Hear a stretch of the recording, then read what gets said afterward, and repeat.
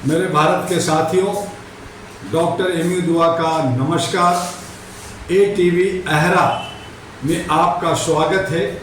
ATV अहरा को आप subscribe करें, लाइक करें, शेयर करें और फॉरवर्ड करें ताकि दिन प्रतिदिन जो रोज़ मैं आपके बीच में आता हूं, आपसे कुछ बातें कर सकूं और आप भी अपना वीडियो, आप भी अपना विचार, आप भी अपना कमेंट्स हमें ज़रूर भेजें ताकि बेहतर हमारे और आपके बीच में संवाद हो सके। ये जो लोकतंत्र का त्यौहार बड़े गामा गामी के साथ 2-2.5 महीना चला, ख़त्म हुआ। 7 चरणों का चुनाव ख़त्म हुआ और जो जनता ने मैंडेटरी दी, किसी भी पार्टी को बहुमत नहीं मिला, 272 नहीं मिला। डॉक्टर दुआ बार बार जनवरी 2023 से भारत के तमाम राज्यों में घूम घूम के कह रहा था बीजेपी को 272 नहीं लाने देंगे। उसमें डॉक्टर दुआ कामयाब हुआ। मैंने कहा था कि अगर बीजेपी बहुत ताकत लगाएगी तो 240 से ज़्यादा नहीं आएगा। 240 भी आता है तो तोड़ फोड़ कर करके, राजनीतिक में माहिर हैं वो लोग, खरीद फरोख्त करने में माहिर हैं, हॉर्स राइडिंग करने में माहिर हैं, वो सरकार बनाने के पोजीशन में पहुंच जाएंगे। तो इस तरह से ये जो है सरकार जो आज बनाना चाहते हैं, ये बीजेपी की सरकार नहीं बनेगी बल्कि गठबंधन की सरकार बनने जा रही है। ये गठबंधन की सरकार जो सब लोग लोमड़ी की तरह सब हिस्सा चाहते हैं, सब खाना चाहते हैं। जो मोदी है तो गारंटी है, मोदी का 56 इंच 36 इंच का हो गया। जो मोदी जी ने कहा था कि मैं हूं तो सब कुछ है, वो सब खत्म हुआ। 400 पार, 370 सब धराशायी हो गया।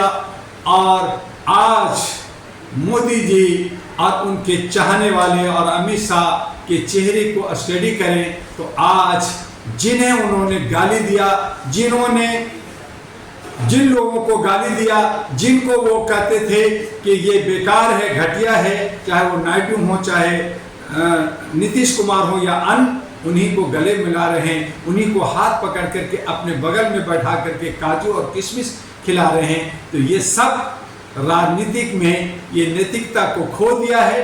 ये लोग इतना गिर गए हैं कुर्सी और पद के कि ये भूल गए हैं कि इनका भी स्वर्ण युग खत्म हुआ।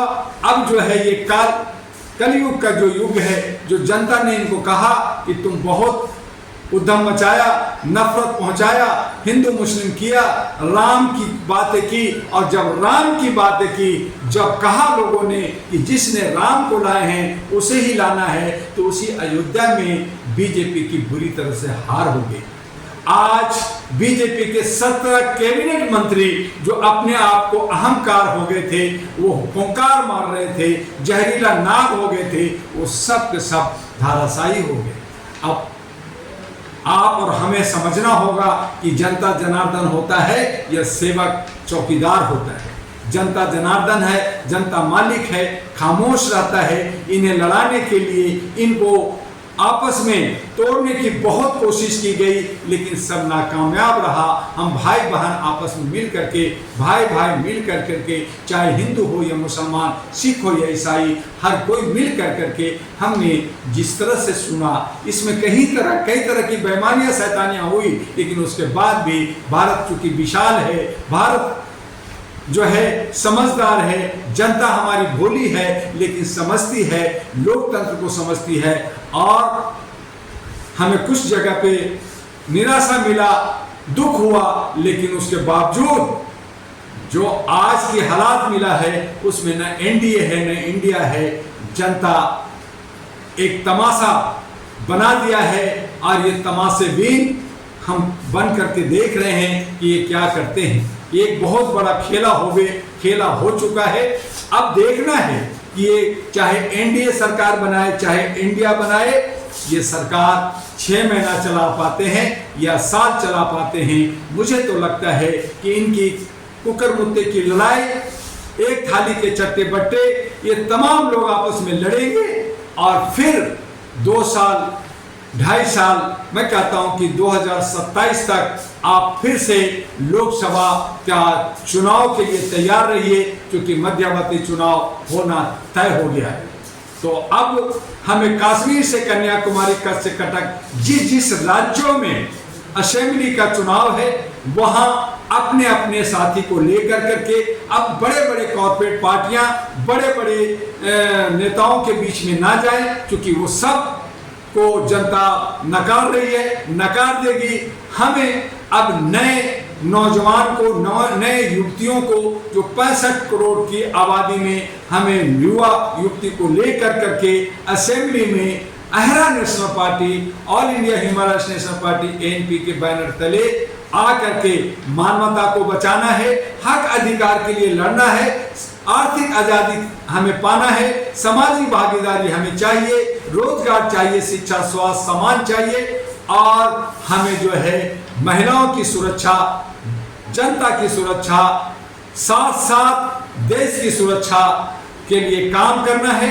स्थानीय, चाहे राज्य का हो, चाहे देश का हो, चाहे अंतर्राष्ट्रीय हो, तमाम समस्याओं का समाधान बहुत ही अच्छे तरीके से सिंगल विंडो सिस्टम से, जहां से हम भ्रष्टाचार को खत्म कर सकेंगे। आइए, अहरा नेशनल पार्टी अब आपके बीच में मानवता के लिए आई है।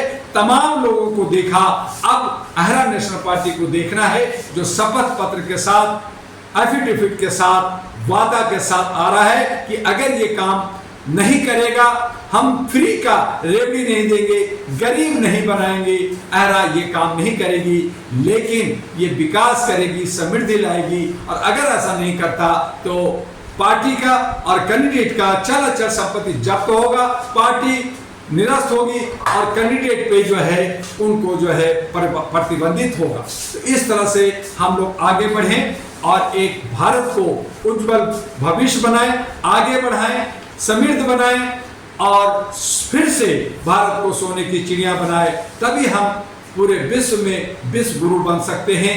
आज इतना ही, देखते रहिए कि इंडिया सरकार बनाती है या एनडीए, दोनों में जो है नूरा कुश्ती चल रहा है। दोनों लोग जो है 272 को जोड़ने में लगे हैं।